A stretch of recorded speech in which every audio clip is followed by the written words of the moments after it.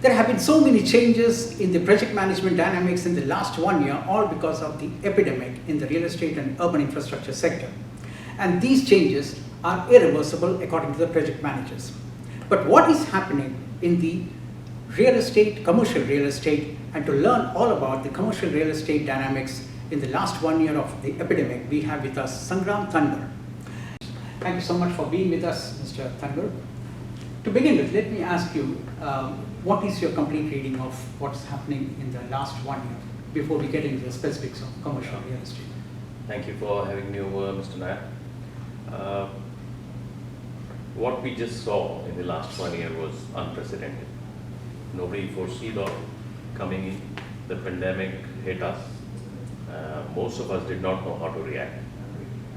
So some of us did react with a knee-jerk reaction. Some of us just stood back and watched.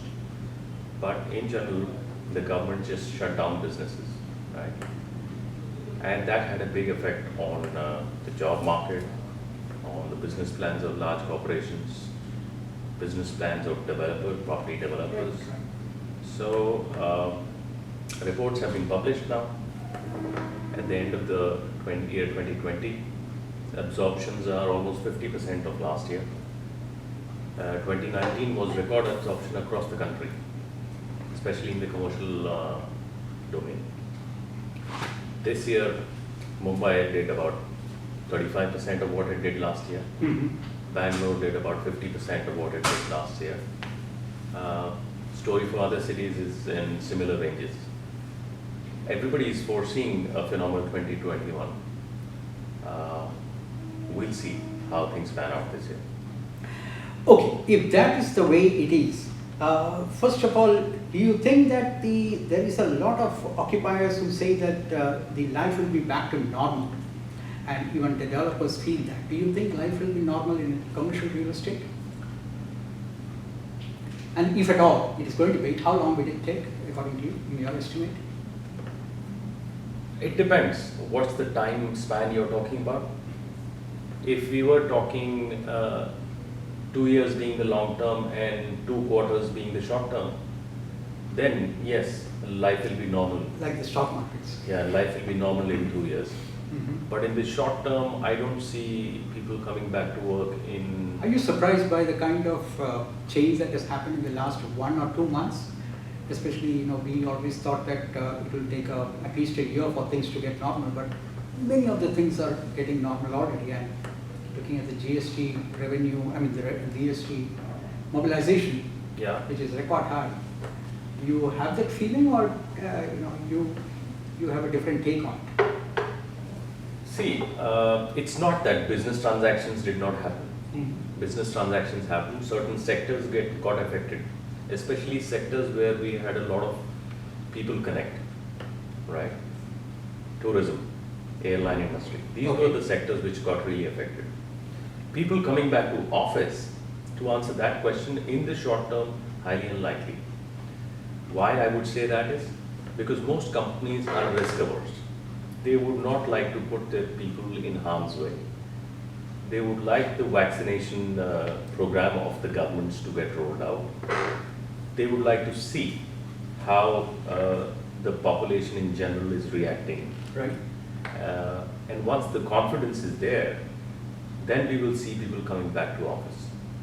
There is this risk of litigation. You don't want your staff to sue you, right? Because you pulled them back to work and they contracted a crazy disease. Yeah. So, if I ask you a straight question, will there be a V-shaped recovery, as many have suggested, or you don't? I think businesses have done well because costs got under control. I think 30% of most businesses' costs are directly related to people and real estate, right? So a lot of that costs have got under control last year. That's why you see phenomenal returns and the stock market running. Right. But people coming back to offices in hordes and that percolating into business, not very sure. I would say a U-shaped recovery is more likely rather than a V-shaped recovery. The investors might have that V-shaped recovery.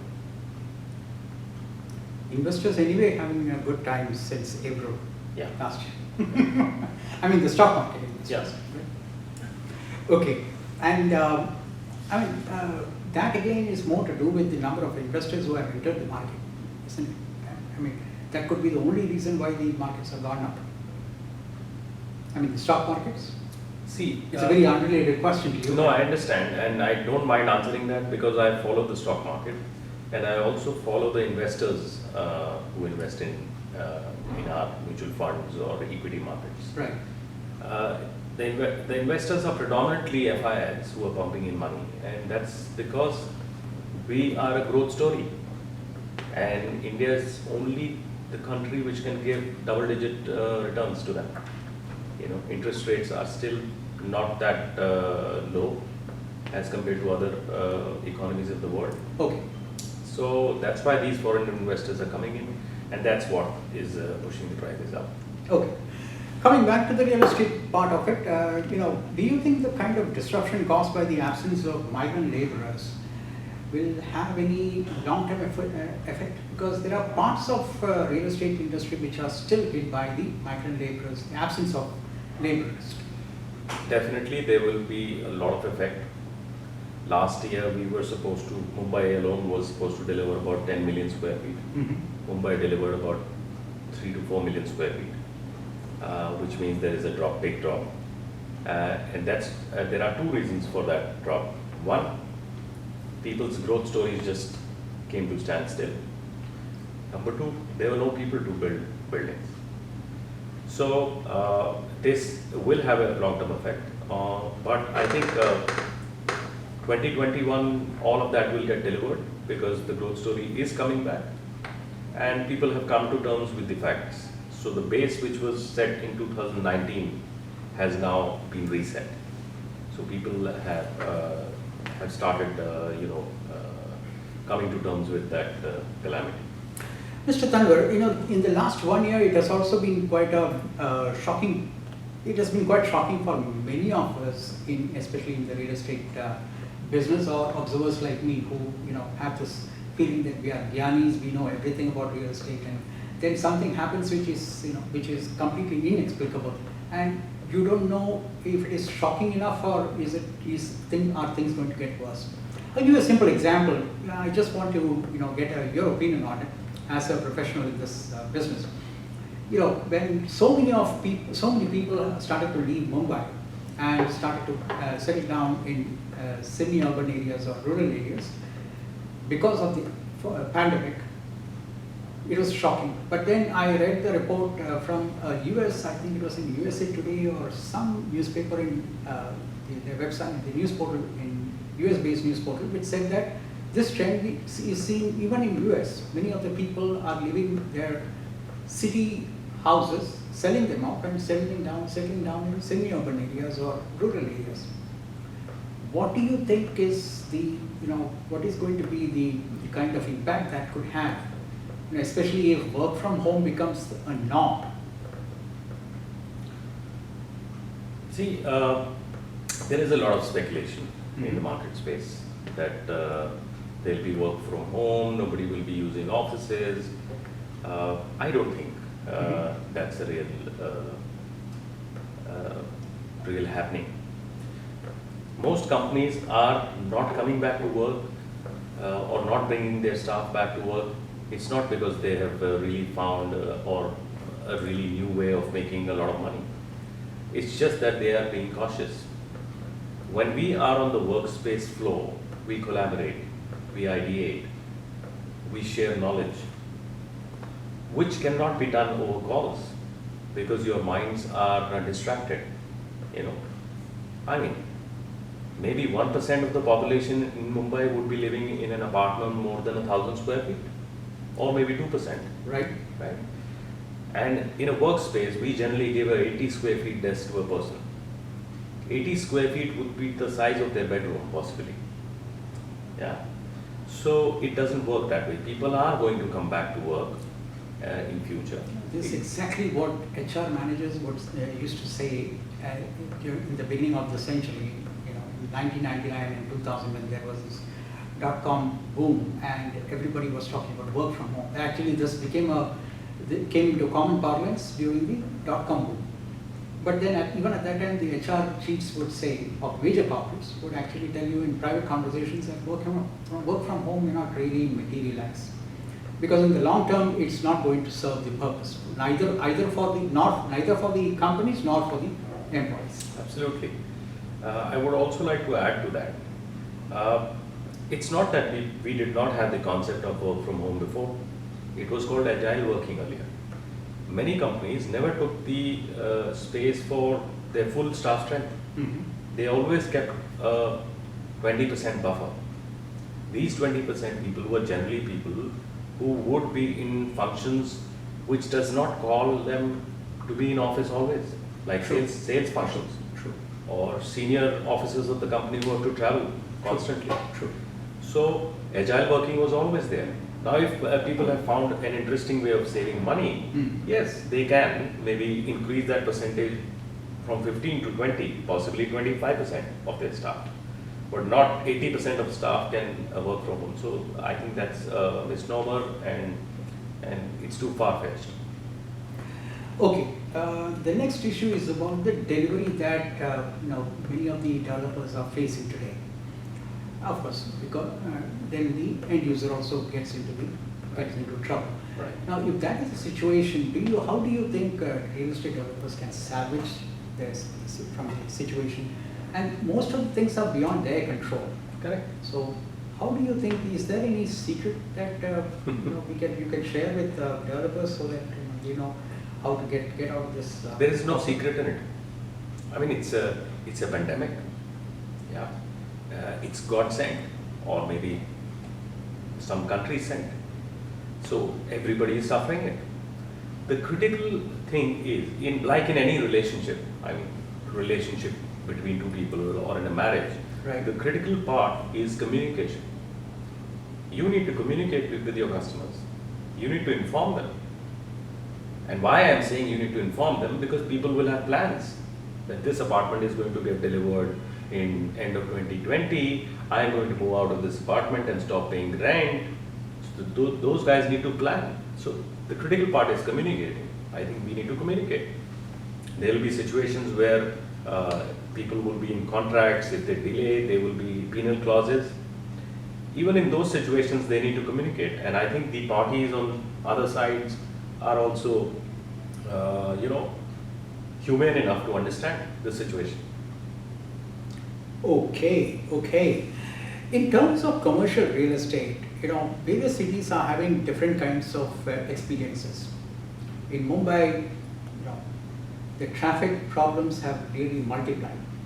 Right. And otherwise it was bad, now it has even got worse. I understand. But in cities like Bangalore and Pune, where there are lots of IT companies, traffic situation has improved after the pandemic. Yes. Because most of them work from home. Right. Do you think that kind of trend will be seen even in future? And the real estate developers will be able to make the concepts of their project according to various cities with various kinds of various types of traffic situations? Because traffic seems to be the biggest problem for most people who are buying homes. Infrastructure, accessibility, work from home and all that. Walk to work culture and all that. But how is it going to affect the projects which are coming up in future? Commercial projects. So let me rephrase your question or maybe reconfirm it. Okay. So you were saying a lot of people are not coming on the street, hence traffic situations are good in Bangalore. Yes. People in Mumbai are not able to use the public transport. Because there is not much of IT companies, so most people don't prefer home work. Correct. Yeah. Right. So people are taking their public transport and coming to office. No, they are scared of taking public transport because the safety of their health comes into it. So they take their own vehicle. I also would actually vouch for it that most people who travel in the first class compartments in local trains have their own cars. They don't use it, it's a different reason altogether. I'm sure.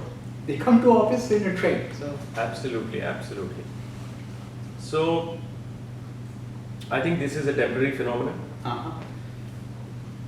For Mumbai, Okay. the public transport is the lifeline of the city. True. Okay.